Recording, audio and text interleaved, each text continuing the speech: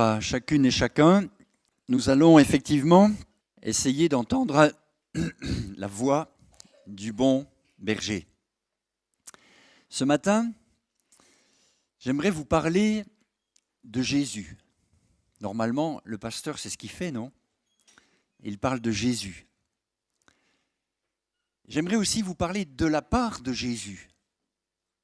Et quand on prépare le message, effectivement, c'est la prière du canal que je suis. Seigneur, que veux-tu que je dise?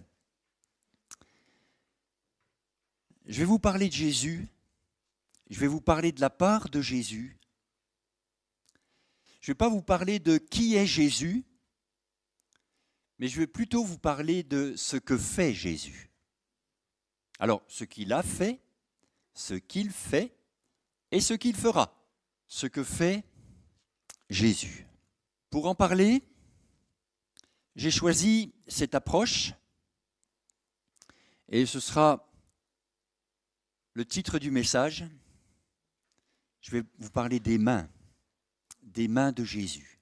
Parce que les mains de Jésus, comme les nôtres d'ailleurs, nous permettent d'agir. Jésus agit encore aujourd'hui. Jésus est à l'œuvre. Et même si tu ne le vois pas, il agit. Et pour en parler, rien de mieux que d'écouter ce qu'il a dit à Thomas, par exemple. Regarde mes mains. Alors on va regarder, spécialement ce matin, on va mettre le focus sur les mains de Jésus. Pour en parler, j'ai préparé sept diapos, on va dire. C'est arrêt sur image, quoi. On va s'arrêter sur les mains de Jésus à un moment donné. Et on va voir que, effectivement, toute l'activité de Jésus, elle est parfaite. Elle est complète. Elle touche à des domaines aussi variés que ceux qu'on va avoir devant nos yeux dans la parole. La médecine légale, la police scientifique utilise nos empreintes et nous savons que nos mains marquent tout ce qu'elles touchent. Vous avez pris le vin ou le jus de raisin. Savez-vous que vous avez déposé vos empreintes et qu'on peut vous retrouver comme ça si vous étiez présent au culte ce 12 mars? On ne va pas jouer à ce jeu-là. Mais nos mains laissent une empreinte quand elles touchent quelque chose. On peut dire que c'est la signature indélébile de ce que nous sommes. On reconnaît les mains d'un garagiste, on reconnaît peut-être à l'odeur celle du poissonnier ou celle du musicien. Et si nos mains pouvaient parler, il y a des détails parfois gênants qui pourraient être mis en lumière. On va parler des mains de Jésus parce que, évidemment, ça nous parle de lui, mais de ce qu'il fait. Alors, pour en parler, je crois qu'on peut commencer par ce premier arrêt sur image. J'aimerais vous dire que ces mains ont créé le monde. Ces mains ont créé le monde. Je lis quelques textes pour expliquer tout ça. Alors le premier, c'est Genèse 1:1. Au commencement, Dieu créa les cieux et la terre. En fait, Dieu, si vous regardez le texte original en hébreu, c'est un pluriel. Elohim, les dieux. Et puis créa, c'est-à-dire un singulier. Ce n'est pas une faute de conjugaison. C'est que Dieu est un en trois personnes. Et que Jésus, le Fils de Dieu, a donc participé à la création des cieux et de la terre. D'ailleurs, l'autre texte qui appuie tout ça, c'est Jean 1. Au commencement était la parole. La parole était avec Dieu. La parole était Dieu. Elle était au commencement avec Dieu. Toutes choses ont été faites par elle, par la parole. Et rien de ce qui a été fait n'a été fait sans elle. Vous entendez? En elle était la vie, et la vie était la lumière des hommes. La lumière, lui, dans les ténèbres ne l'ont point reçue. On voit bien que la parole, autre nom pour parler de Jésus, était là au commencement, et que tout a été fait par lui et pour lui. Ses mains ont créé cette terre, ses mains ont créé les étoiles, ses mains ont créé la lune qui tourne autour de la terre, le soleil qui nous réchauffe. Ses mains ont fait tout ça. Et oui, ça me parle de mains puissantes, de mains parfaites, d'une œuvre parfaite. Vous savez, quand j'ai besoin personnellement de me retrouver devant le Seigneur, j'aime, depuis la fenêtre de mon salon, regarder les montagnes. Ce qu'il a fait, enfin, la création me parle du Créateur. Et ce qu'il a fait, c'est parfait, non? On n'est pas trop proche du soleil, on n'est pas non plus trop éloigné, les étoiles ne nous télescopent pas, tout tourne à la perfection.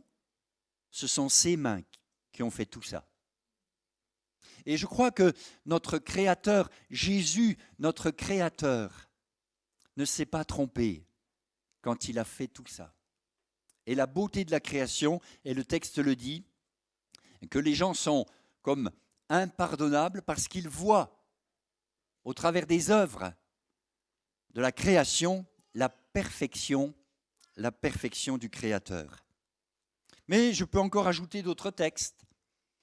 Hébreux chapitre 1, verset 1er, Colossiens chapitre 1, verset 16, ou encore celui que j'aime beaucoup, le psaume 139, verset 13. C'est toi qui m'as formé, c'est toi qui m'as créé, c'est toi qui m'as tissé dans le sein de ma mère.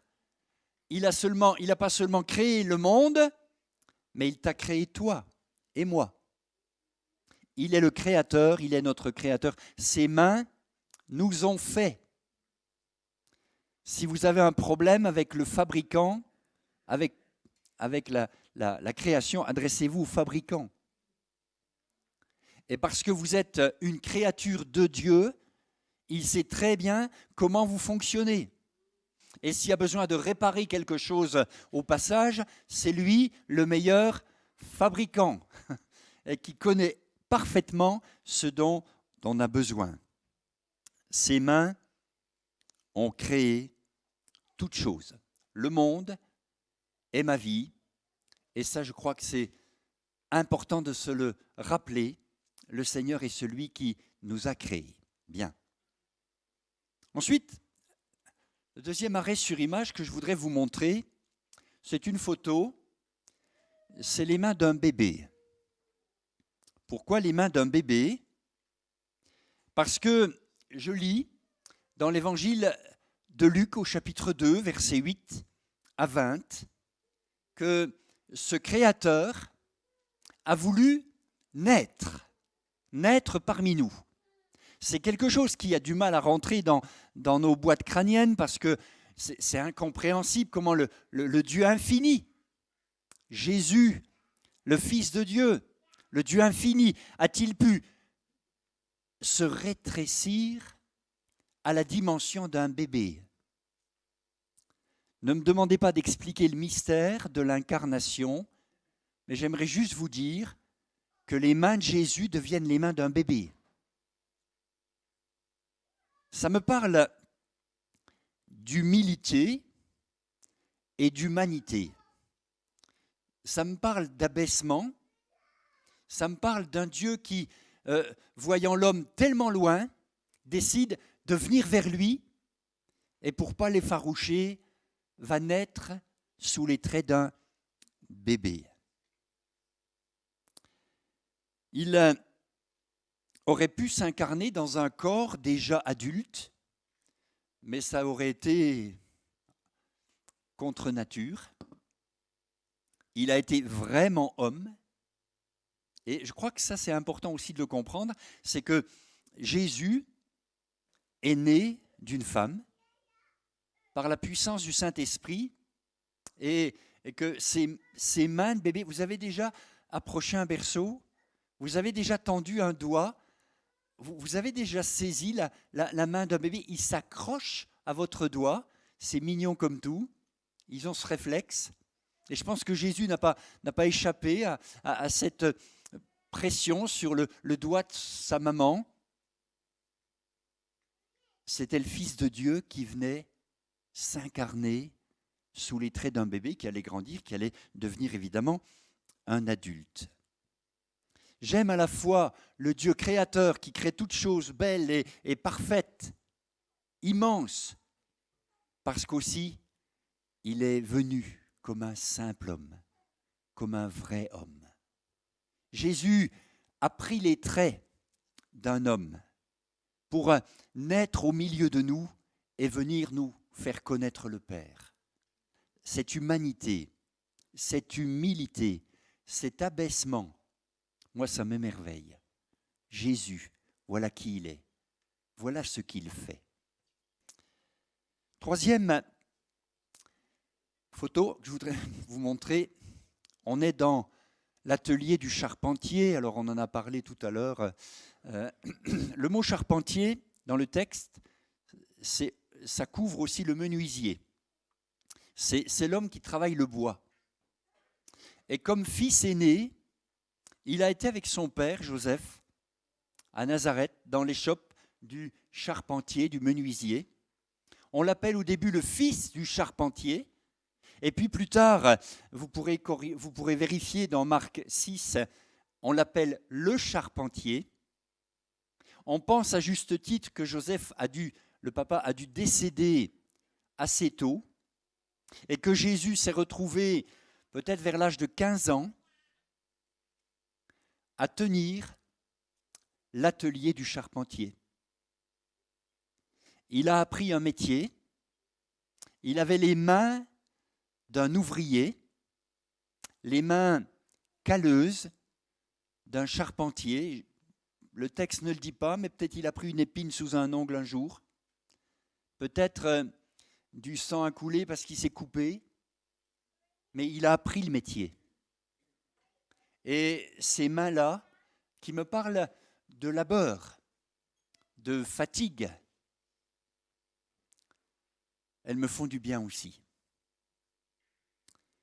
Ce n'est pas des mains, comment dire, éthérées. Non, je pense à mon père quand je vous dis ça. Lui, il était maçon, mais quand je regardais ses mains, on comprenait tout de suite quel métier il faisait. Bien calleuse et me parlant d'un homme qui travaillait. Je pense que quand Jésus entre à plein temps dans son ministère, vers l'âge de 30 ans, il a déjà peut-être 15 ans d'expérience professionnelle dans l'échoppe du charpentier. Il sait ce que c'est que le boulot. Il sait ce que c'est que la fatigue. Il sait ce que c'est que le labeur d'une vie professionnelle fatigante. Ça vous parle, ça? Voilà qui est Jésus. Il vient vers nous, il s'incarne, il grandit et il travaille. Il sait ce que c'est que le monde du travail. Il a peut-être fabriqué quelques charpentes pour les maisons de Nazareth ou des alentours. Il a peut-être fabriqué quelques tables. Alors les chaises à l'époque, ça n'existait pas trop. Mais il a fait concrètement des choses qu'on pouvait toucher. C'était le produit de son travail. Je vais le dire comme ça, mais ce n'était pas un intello. Même s'il était très intelligent, c'était quelqu'un du monde du travail. Je crois que c'est important qu'on s'en souvienne aussi, parce que cette vie d'artisan, ce dur labeur, me dit que Dieu connaît donc ma vie avec ses peines, avec ses labeurs, avec ses fatigues. Il n'y a rien dans ma vie que Jésus ne puisse pas comprendre. Quand tu rentres du boulot le soir, dis-toi bien que ton Sauveur, il sait ce que c'est qu'une journée de boulot et la fatigue d'une journée de boulot. Ses mains de charpentier nous disent tout ça. Maintenant, il va lâcher les outils. Il va lâcher les outils et on sait bien que ses mains ont fait autre chose après. C'est la photo suivante. On le voit en train d'imposer les mains. Elles ont lâché les outils pour une autre tâche, pleine de miséricorde, une tâche de guérison, une tâche qui manifeste la puissance divine. Il y a comme un fleuve de guérison, de santé qui jaillit de ses mains. Et je crois que ces mains-là, elles me parlent, oui, de guérison. Et comme il aime bien associer ses enfants à cette œuvre, il a dit, voici les miracles qui accompagneront ceux qui auront cru. En mon nom, à leur tour, j'ai envie d'ajouter, ils imposeront les mains aux malades et les malades seront guéris. Et je me permettrai tout à l'heure, préparez-vous-y, de faire un appel et de prier spécialement en imposant les mains. Non pas que je me confie dans l'imposition des mains, mais je sais que Jésus, faisant ce geste, m'a montré comment faire, quoi faire, quand le faire.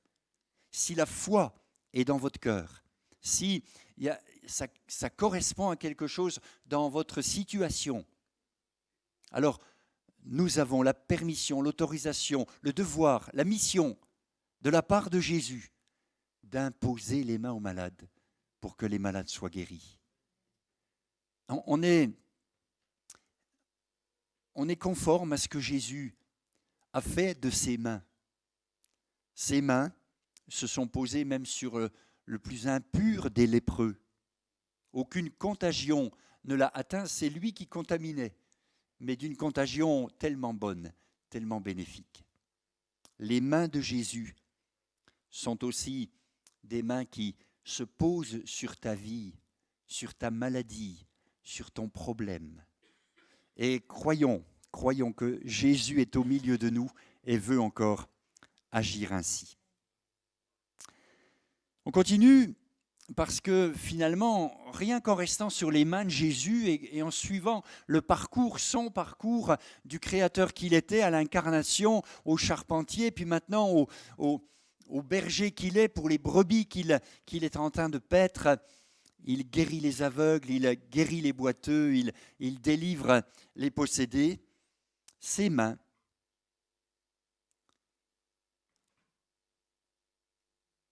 ont du sang. On a l'habitude de dire que quelqu'un qui a du sang sur les mains, c'est quelqu'un qui a commis un meurtre. Mais là, il n'a commis aucun meurtre, mais on l'a tué. Et ses mains ont été transpercées. Et j'aime à penser qu'on ne lui a pas forcé le bras, tordu le bras pour le mettre en croix. Personne ne m'ôte la vie, a-t-il dit. Je la donne de moi-même. Et au moment de la croix, il pose sa main sur le bois et le clou va venir transpercer sa main et le clouer au bois. Du sang jaillit, ses deux mains sont transpercées. Là, ça me parle de quelque chose de tragique, souffrance, mais aussi, et on le sait, par ces meurtrissures, nous sommes sauvés, nous sommes guéris. Il a fallu que ses mains soient transpercées, soient clouées sur une croix. Il n'y a pas de prédication complète si on ne prêche pas la croix. Et je le fais ce matin encore une fois pour te dire que les mains de Jésus ont été transpercées, ont saigné. Il a perdu son sang, il a versé son sang comme on l'entendait pour la Sainte Seine. C'est une coupe que l'on boit, c'est symboliquement son sang versé pour nous. C'est le sang de l'alliance. Il était venu pour donner sa vie. Et ses mains percées, transpercées, en sont bien l'image. Je ne sais pas ce que ça vous fait quand vous mettez une épine sous l'ongle. C'est pas agréable, hein? Et on a de cesse de la retirer et de soigner la blessure. Lui, on n'a pas fait de cas, on a pris un clou énorme et puis on a tapé dessus et ses mains ont été transpercées. Que le Saint-Esprit nous fasse comprendre que les mains de Jésus qui agissent encore aujourd'hui ont été transpercées. Et quand il dit à Thomas, « Regarde mes mains », Thomas, l'incrédule, « si je ne vois dans ses mains la marque des clous et dans son côté la marque de la lance, je ne croirai point, regarde mes mains. » Alors, je vous le dis ce matin, mais regardez les mains de Jésus. Elles ont été percées, transpercées pour ton salut. Et je crois que tout ça doit vraiment descendre bien au fond de notre cœur et nous faire comprendre que c'est là qu'il paye la dette, c'est là qu'il souffre à notre place, c'est là qu'il reçoit la condamnation qui devait nous atteindre, c'est là que mon salut s'est joué. Les mains de Jésus. Les mains de Jésus, pleines de sang maintenant. Bon, on ne s'arrête pas là parce que la photo suivante, c'est le matin de Pâques. La pierre est roulée, le tombeau est ouvert et Jésus est ressuscité. Alors ses mains, toujours transpercées, sont là, bien sûr, mais me parlent de quelque chose de nouveau, je crois, de complémentaire, qui vient compléter tout ce qu'on est en train de dire. Ces mains du ressuscité me parlent de pouvoir et d'autorité. Effectivement, la mort ne peut plus l'atteindre maintenant. Le diable a été vaincu. Le Seigneur lui a écrasé la tête. Et maintenant, il étend ses mains, et on le voit d'ailleurs quand il remonte au ciel, qu'est-ce qu'il fait? Il étend ses mains, et j'ai l'impression que tout passe sous son pouvoir. D'ailleurs, il le dit, tout pouvoir m'a été donné dans le ciel, sur la terre.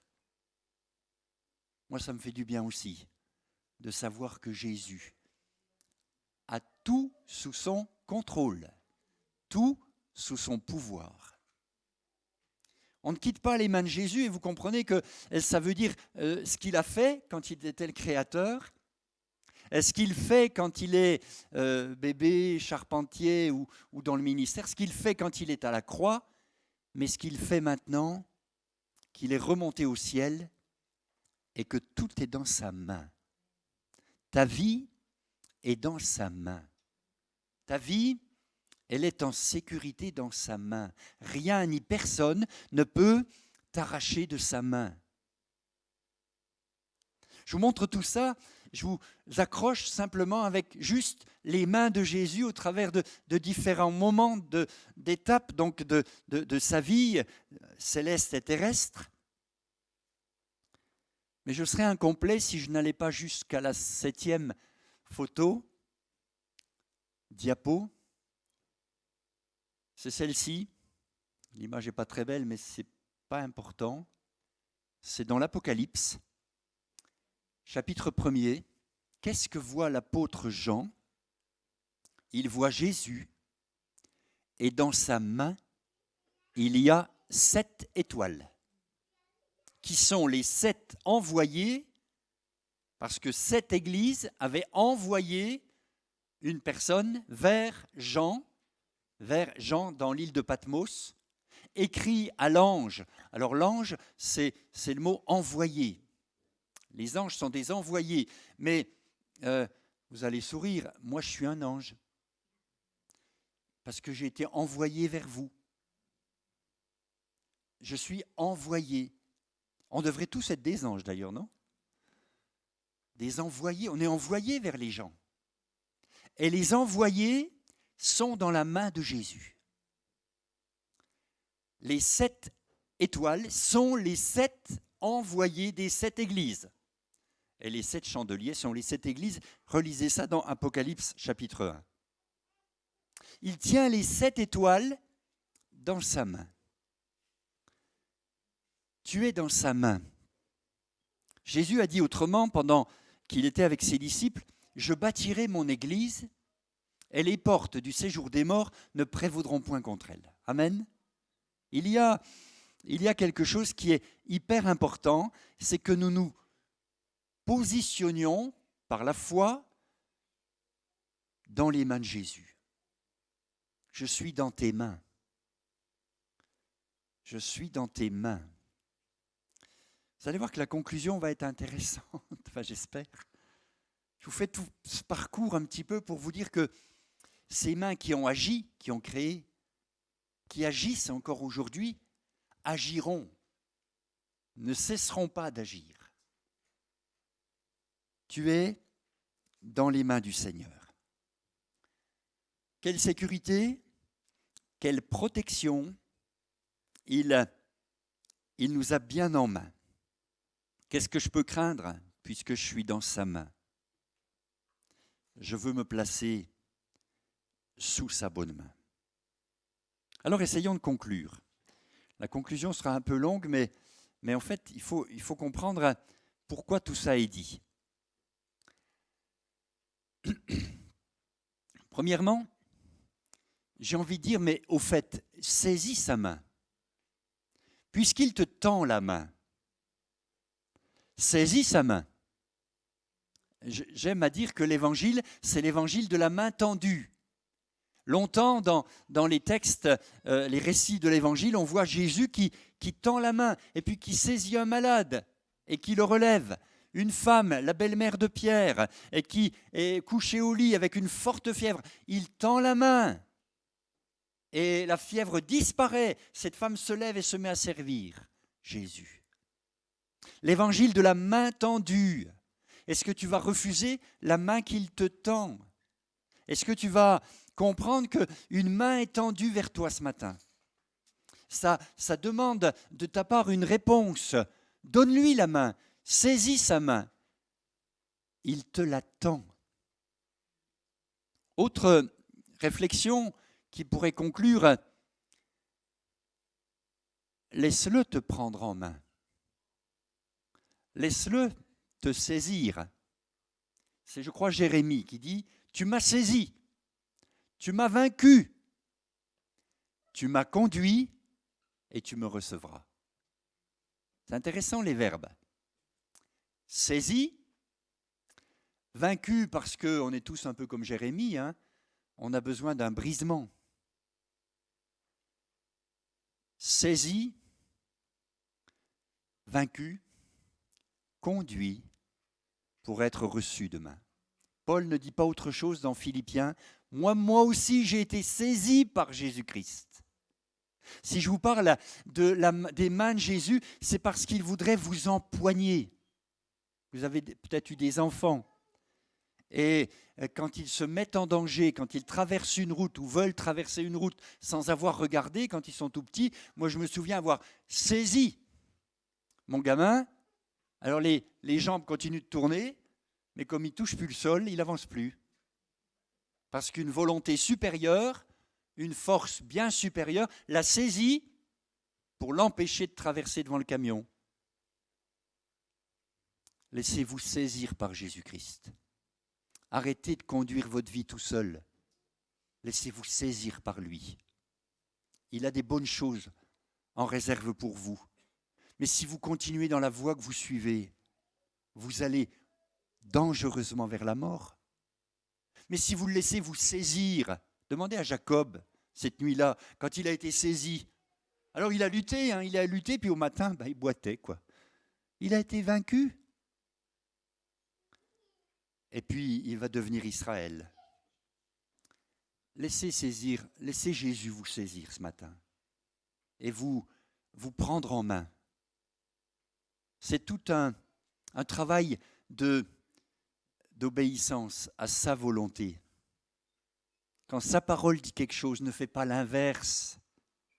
Quand sa parole te dit clairement comment te comporter, ne fais pas l'inverse. Laisse-toi saisir par Jésus, empoigné par lui. Tu verras, c'est quelque chose qui fait du bien et qui te met en sécurité. Et puis, j'ai envie d'ajouter enfin, donne-lui la main et puis donnons-nous la main. Je ne peux pas avoir saisi la main de Jésus et puis rester là. Non, il y en a d'autres qui attendent qu'on leur tende la main, non? Alors, donnons-nous la main. Ce sera une belle chaîne d'amour.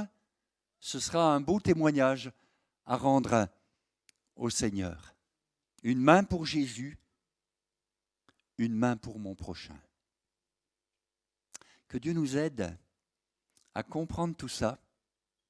Les mains de Jésus sont des mains bénissantes, guérissantes, qui sont tendues vers nous. Et j'aimerais terminer, je le fais rarement, mais je le fais ce matin par un appel.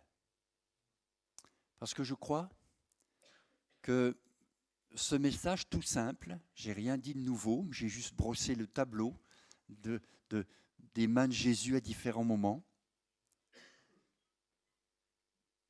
Les mains de Jésus. Jésus en fait, qui nous tend les bras, qui nous tend les mains, nous attend. Et je voudrais qu'on prenne un temps maintenant, simplement, devant lui, dans la prière. Et je fais cet appel simplement à celui ou celle qui comprend que Jésus est là au milieu de nous et que ses mains sont tendues vers nous. Eh bien, je l'appelle simplement à se lever à sa place. Et on va prendre un temps de prière, de prière les uns pour les autres. On va prier au nom de Jésus. Et puis vous viendrez les uns et les autres et on va prier pour vous en vous imposant les mains au nom du Seigneur.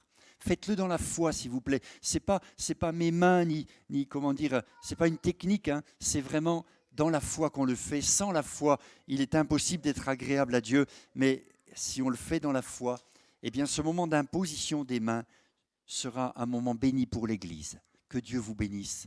On prend ce temps ensemble et Dieu va agir. Sentez-vous libre, vraiment faites-le de tout votre cœur et on vient prier pour vous maintenant. Gloire à Dieu, gloire à Dieu. Un petit mot de témoignage. On a fait un rassemblement de jeunesse ici à Chambéry, c'était début décembre. Et puis j'ai appris que des jeunes qui étaient dans le groupe de jeunes de Grenoble qui étaient venus ce soir-là, prenaient leur baptême quelques semaines plus tard. Moi, je me suis réjoui. Et j'ai entendu que ces deux jeunes, ce soir-là à Chambéry, avaient vraiment vécu quelque chose de beau, de spécial avec le Seigneur. Et je remerciais le Seigneur pour cette action dans leur cœur. Puis j'ai eu quelques détails parce qu'ils nous ont rendu la politesse, ils nous ont invités là, c'était au mois de, aidez-moi les jeunes, février, on était encore en février. Ah oui, c'était le premier samedi de mars. Bon. Et donc on est allé à notre tour avec le groupe de jeunes de Chambéry à Grenoble. Et on passe un bon moment et il y a un jeune qui s'approche de moi et qui me dit « Vous me reconnaissez ?» Je dis « Ben, tu vois, j'ai là ce que j'ai. » Et puis il y avait beaucoup de monde à Chambéry le jour-là, donc excuse-moi. Il me dit « Mais je suis un des deux et qui ce soir-là a vraiment rencontré le Seigneur. Et j'ai pris mon baptême récemment. J'étais tout content de faire sa connaissance. Et puis il a ajouté quelque chose. C'est vous, moi ? Oui, c'est vous qui avez prié pour moi. Effectivement, on avait fait un appel. Beaucoup de jeunes s'étaient avancés. Tous les pasteurs qui étaient là avaient prié à leur tour pour les jeunes. Moi, j'ai prié pour tous ceux qui s'avançaient vers moi. J'ai prié. Il m'a dit, et il faut que je vous dise quelque chose. J'étais dans des addictions impossibles à rompre. Et ce soir-là, c'était terminé. ça m'a fait un bien fou que le Seigneur ait bien voulu se servir de moi. Hein. Bon, bref, je ne dis pas ça pour mettre en avant quelqu'un, mais pour dire que, voilà, le Seigneur, il agit encore aujourd'hui. Et comme une bonne nouvelle, c'est comme les trains, hein, peut en cacher une autre. Eh ben, c'était hier et je pense que vous aurez l'occasion d'entendre son témoignage. C'est quelque part les Nicky Cruz des temps modernes. Alors Nicky Cruz, pour ceux qui ne connaissent pas, c'était avec David Wilkerson à New York, des bandes de drogués qui semaient la violence et la mort dans les banlieues et qui s'est converti avec le pasteur David Wilkerson, envoyé vers eux. Et La Croix et le Poignard, livre connu, film connu. Et hier, j'entendais le récit d'un frère qui vient de vivre une complète délivrance pour les services sociaux, pour la justice des hommes. C'est des cas irrécupérables. Mais pour Dieu, rien n'est jamais perdu. Croyez-le, quelle que soit la grosseur du rocher qui est sur votre route, croyez-le, l'Esprit de Dieu peut faire bouger les montagnes. Amen. Merci d'avoir répondu dans la foi à ce simple message sur les mains de Jésus. Mais moi, je crois que Jésus est au milieu de nous, que son regard s'abaisse sur nous, que sa douce voix l'entendez-vous. Je veux vous bénir tous. Amen.